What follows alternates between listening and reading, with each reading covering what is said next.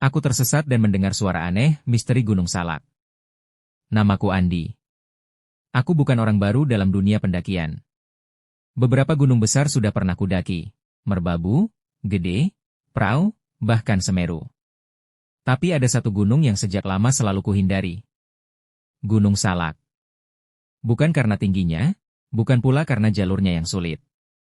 Tapi karena cerita-cerita yang beredar tentangnya. Gunung ini dikenal angker. Sudah banyak kisah orang hilang, pesawat jatuh, bahkan pendaki yang tiba-tiba tak pernah kembali. Katanya, di dalam hutan Gunung Salak ada kampung gaib yang hanya bisa dilihat oleh orang-orang tertentu. Ada pula cerita suara gamelan di malam hari, atau pendaki yang dipanggil-panggil dengan namanya oleh sesuatu yang tak terlihat. Dan malam itu, aku merasakannya sendiri. Awal perjalanan. Aku dan 3 orang temanku memulai pendakian dari jalur Cidahu. Udara sore terasa lembab, dan hutan di sekitar terasa lebih pekat dibanding gunung-gunung lain yang pernah kudaki. Entah kenapa, langkah kaki terasa berat, seakan ada yang menahan. Kalau kata orang sini, jangan bicara sembarangan ya, ucap salah satu porter yang sempat kutemui sebelum berangkat. Aku hanya mengangguk, meski dalam hati agak meremehkan. Pendakian berjalan normal hingga malam tiba. Kami mendirikan tenda di sebuah area datar, agak jauh dari jalur utama. Api unggun menyala, kopi panas menemani, dan obrolan ringan membuat suasana hangat. Tapi tepat jam 11 malam, angin mendadak berhenti. Hutan yang tadinya riuh oleh suara serangga mendadak hening. Aku merasa tidak nyaman. Perasaanku mengatakan ada yang mengawasi. Tersesat. Pagi hari, aku keluar tenda untuk mencari kayu bakar. Aku berjalan hanya sekitar 15 menit dari lokasi perkemahan. Tapi saat kembali, jalur yang tadi kulalui tidak lagi sama. Pohon-pohon terasa asing, semak belukar lebih rapat, dan suara teman-temanku tak terdengar lagi. Mungkin aku salah jalan. Aku mencoba menenangkan diri.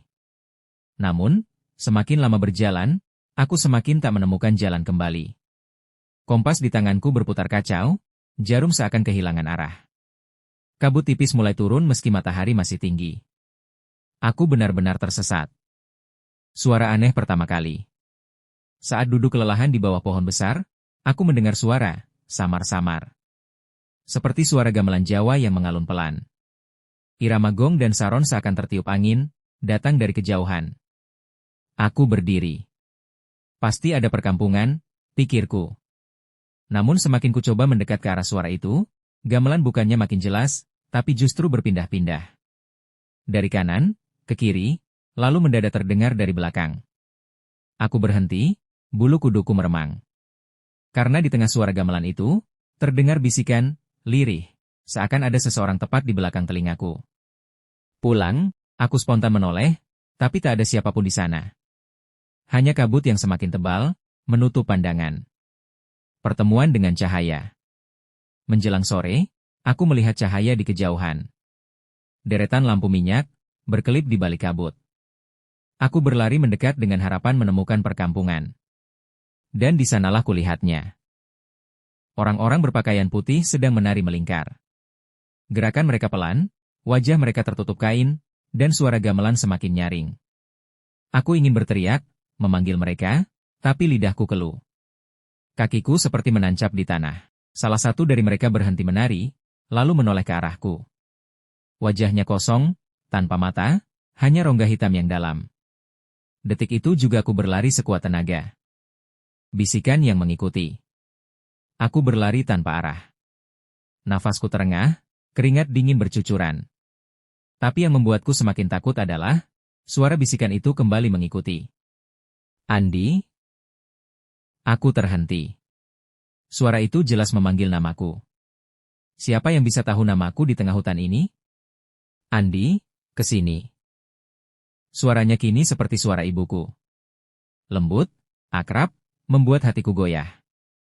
Aku hampir melangkah mengikuti suara itu, tapi tiba-tiba aku teringat pesan porter tadi. Kalau mendengar suara aneh, jangan dituruti. Itu bukan manusia. Aku langsung menutup telinga dengan kedua tanganku, berjongkok, dan berusaha berdoa. Tapi doa yang keluar terasa terbata-bata, seakan lidahku ditahan. Malam yang panjang. Hari semakin gelap. Aku memutuskan untuk bertahan di satu tempat, di bawah pohon besar. Perutku lapar, Tapi aku sudah kehabisan bekal. Ponselku mati total.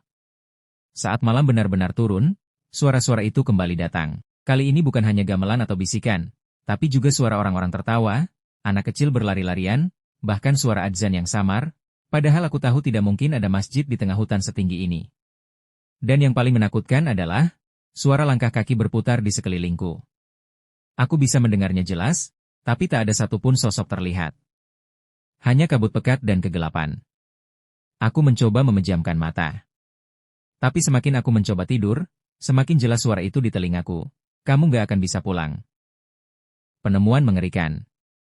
Entah pukul berapa, aku akhirnya tak sadar. Saat terbangun, fajar mulai menyingsing. Kabut perlahan menipis, dan aku bisa melihat sekeliling. Aku terkejut. Tempat yang kupikir hanya tanah kosong ternyata bibir jurang. Malam tadi aku tidur hanya beberapa jengkal dari tepi curam yang bisa langsung mengakhiri hidupku. Tapi yang membuatku semakin ngeri adalah, di seberang jurang, kulihat tenda. Tenda yang sangat mirip dengan tenda kami. Ada 3 orang duduk di depan, menyeruput kopi, bercanda, persis seperti malam sebelumnya.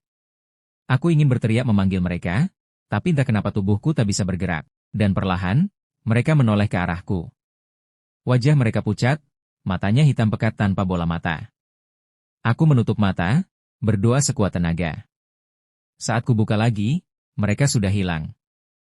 Akhirnya diselamatkan. Siang itu, aku mendengar suara peluit. Ternyata tim SAR yang sejak semalam mencari kami menemukanku.